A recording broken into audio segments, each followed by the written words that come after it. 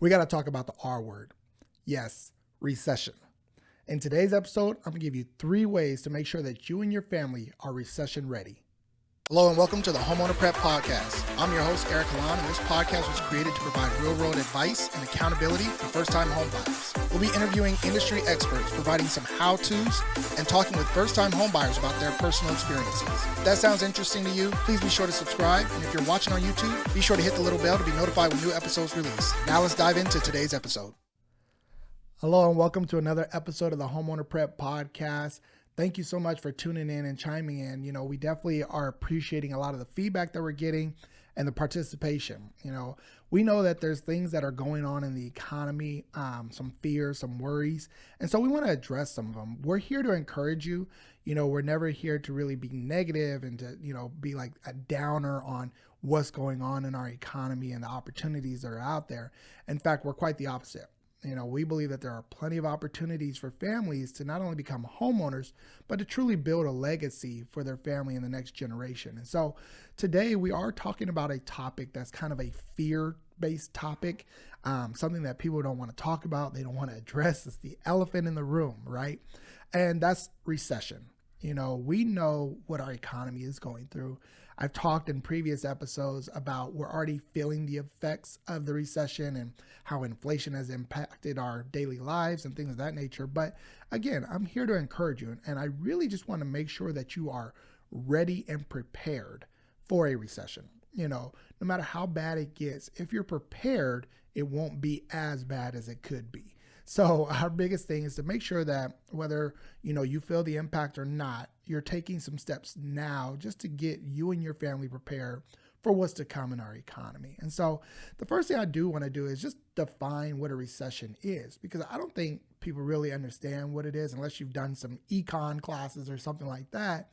But a recession is literally a decline for 2 consecutive quarters in the products that we produce, the cost of those products. And so if we are seeing a decline in our own development and our own export as a country, and those costs are going up, well, then we're going to see a recession come. Now, I know politicians and economists, they want to redefine the word recession because they don't like to use it. They don't like the reaction to the word. And so today we're going to have a different reaction to the word recession. We are truly going to be prepared and get ourselves and our families ready for what's to come. And so the first thing that you can do to get ready for a recession and make sure that you are recession ready is to really start to look at the budget. Look at the control of your spending. You have ultimate control of your spending. Nobody can force you to go out and spend money. Nobody can force you to DoorDash your dinner tonight, right?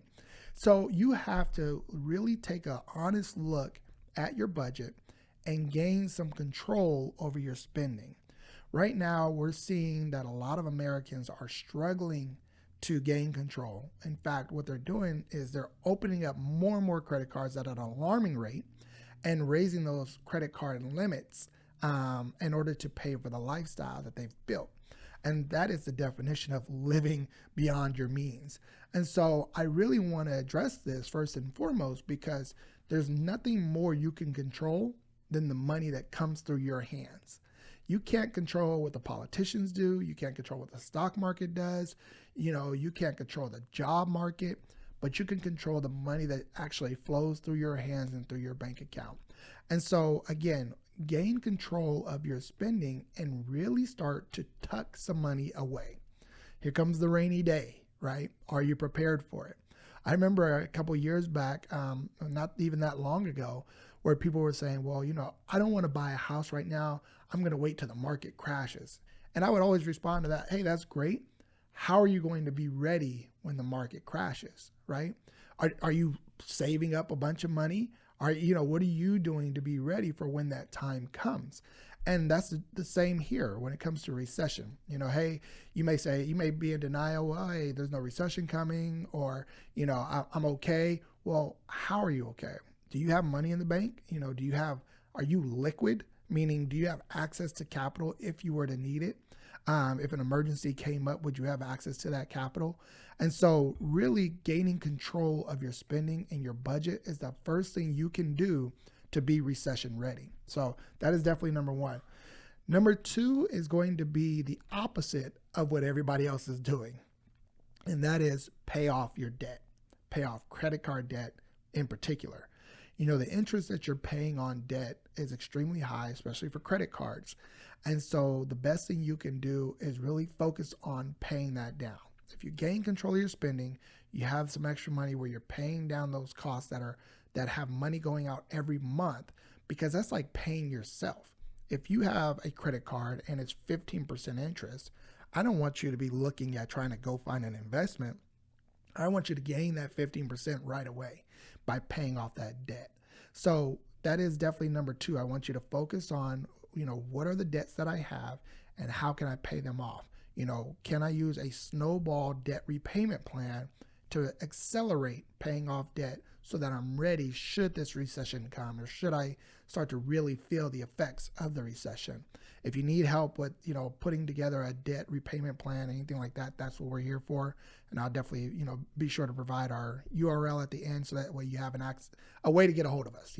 Obviously we want to be able to help you, and we do help with debt repayment as well in order to prepare you for home ownership. So that would be number two, pay off your debt. The third thing that you can do is find ways to earn more money. I know this isn't the fun topic. Everybody feels like, hey, I'm already stressed. I'm already, at my brink. I'm already working so many hours during the day. But there are ways for you to earn additional income. In fact, now more than ever before, there are so many different ways, so many side hustles that you can take on in order to just bring some additional income into the family. If you were to make an extra $500 a month, how would that impact your family? If you were to make an extra $1,000 a month, how would that impact your family? And that can be done. You can buy vending machines and let that, bring in some capital. There's always the delivery services, the door dashes and things of that nature that you can do. There's Etsy. If you're an artistic or creative person, you can create products and sell them online. There's just a number of ways for you to earn additional income. And so I want you to focus on that and making as much as you can, because again, we're looking to be liquid. We're looking to store up some money for the rainy day to come. And if the rainy day never comes, you're still in a great position to have that money on hand, and you would, lead to investing in things of that nature. But as of right now, these are the three things that I really want you to focus on. Again, to recap, it's going to be locking in your spending, gaining control of your budget. That is number one. Number two is to pay down your debt. I really want you to focus on gaining that 15, 18% that you're paying out and start to pay yourself. And then the third thing, obviously, is, finding ways just to earn more money. And again, depending on your skills, your talents, your ability, there are ways that you can earn additional income. Some people may say, well, hey, I don't have any talents or whatever. I just work in an office.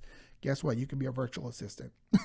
There are ways for you to earn income no matter what. So I just wanted to lay those out as three ways that you can make sure that you are recession ready. A little bonus, if you would, is that in order to make sure that you're truly ready for a recession, update your resume. Start to make connections on LinkedIn. I've been off LinkedIn for a number of years, and, I just started getting back into it and seeing all the connections that I had made throughout the years. And I'm like, hey, there really is opportunities here for you to make more connections and help other people. And there may be opportunities for somebody to help you. The biggest impact that a recession can have to you and your home is if you were to lose your job. And so if that were to come, God forbid, we want to make sure that you're ready. So update your resume, get onto LinkedIn, make connections. And again, even if a recession doesn't come, you may find an opportunity to go earn more income or do something that you're more passionate about just because you made some connections on LinkedIn. So be ready, update the resume, get out there, get your name and your face out there, and just start making some connections. If you need any help as far as, debt repayment or, paying off credit cards or setting up your budget, that's what we're here for. Visit us on our website at homeownerprep.com/start, and you can get started with us. Again, we want to be able to help you in all facets of preparing for home ownership. And a lot of times that has to do with just your personal finances, your budget, debt repayment, credit, things of that nature, and we can help you with all those.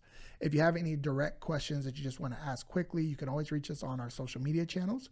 More often than not, we do get questions on our Instagram, so you can reach us at Homeowner Prep on Instagram, but we're on all social media platforms as well. So if you have any questions, don't hesitate to reach out. I hope you got some great value from today's episode. I look forward to providing you with some more great information on the next episode. And until then, be blessed. I hope you got some value from today's episode. If you know someone who could benefit from hearing this show, be sure to share it with them. And if you're listening to the podcast, we'd love for you to drop us a review. We'd also love to hear from you if you have any questions. So reach out to us on Instagram at HomeownerPrep. Who knows, we may read your review and answer your question on one of our future shows.